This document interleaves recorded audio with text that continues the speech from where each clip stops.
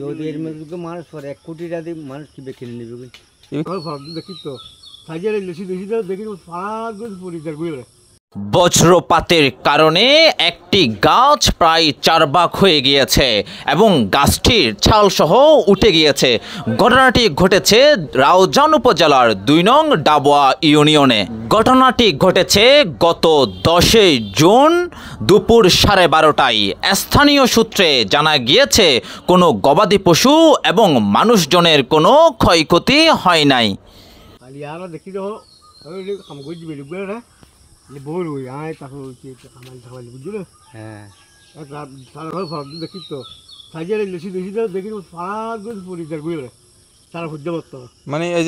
যে আগুনের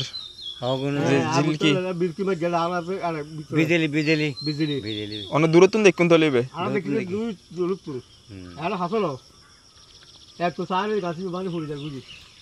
আওয়াজ নাকি এত গো আওয়াজ গোড়া ধরন একদম জি ভিতরে ঢুকিয়ে দে ভিতরে ঢুকিয়ে হচ্ছে কি ফাড়ি গেলে ভিতরে গুলি গিয়ে দিবি গাছের ওরার দাঁত রাই ফেলে দেখুন না দাদা ভাই কি ভিতরে গুলি গিয়ে এন্ড আশেপাশে মানুষ তাইলে মানে মানুষও মারা যায় তো তোর মারে না ওই মারটা কা হতো নি তাকে না বাদে কি বেশি আর কেন জ্ঞান নাই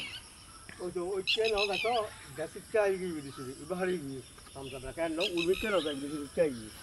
আর কেন আল্লাহর কই গাছ বড় গাছ জ্বালা ফেলে তো বড় গাছ জ্বালা মানে গাছের ভিতরে চলে গিয়ে তো এর ভিতরে আছে নাকি তার ভিতরে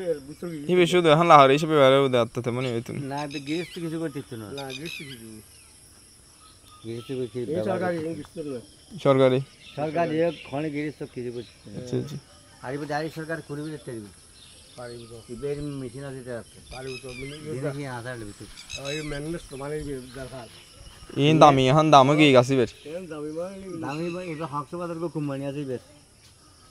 হাকসবাজার আর এখন নেট নেট দেখি কুড়ি রে হাকসবাজার কো কোম্পানি আছে বেশ এই ভিতরে আসা এই ভিতরে যদি এর মধ্যে মানুষ পরে 1 কোটি টাকা দিয়ে মানুষ কি কিনে নেবে? ইবে কিনি ফেলা এবার দাম বাড়ে কি দাম বাড়িয়ে মানে জিনিস আর ভিতরে আছে তো তোর এনে জনগণ ধরে এখন কিছু করতে তো অনেক আর ইয়ানে সরকারি আন্ডার কি